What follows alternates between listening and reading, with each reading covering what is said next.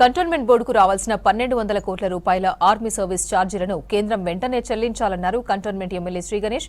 గత సర్కారు transfer registration ఛార్జీలు రాష్ట్ర ఖాతాలో జమ అయ్యేలా జీవో జారీ చేసిందని, దీంతో ప్రతిసారి బకాయిల కోసం ప్రభుత్వంపై ఒత్తిడి చేయాల్సిన పరిస్థితి ఏర్పడిందన్నారు.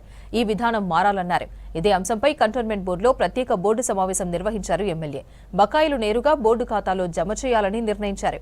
ఆర్మీ సర్వీస్ ఛార్జీల విషయంలోనూ బోర్డు సమావేశమై తీర్మానం చేయాలని డిమాండ్ చేశారు శ్రీ గణేష్.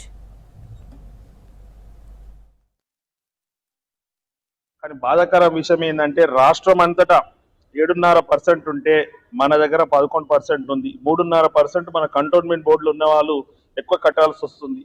ఇది ఒకవేళ మెర్జ్ అయితే ఈ 3.5% కట్టాల్సిన అవసరం లేదు.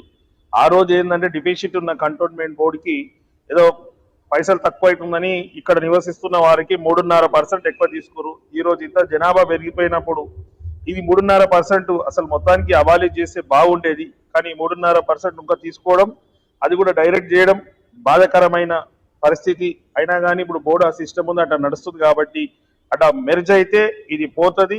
ఇంకొక విషయం, సెంట్రల్ గవర్నమెంట్ నుంచి ఏదైతే బీజేపీ గవర్నమెంట్ ఉందో అది మనకు రావాల్సిన 1200 కోట్ల పైన వాళ్ళు మనకు పైసలు ఇచ్చినా కూడా ఈ 3.5% మనకు భారం పడకపోతున్నాయి. మన ఏరియాలో కంటోన్మెంట్ బోర్డు లిమిట్స్ లో ఉన్న వాళ్ళు ఏమైనా ప్రాపర్టీ కొన్నా, ప్లాట్ కొన్నా రిజిస్ట్రేషన్ ఫీజుకి 3.5% పెట్టాల్సిన అవసరం లేకుండే.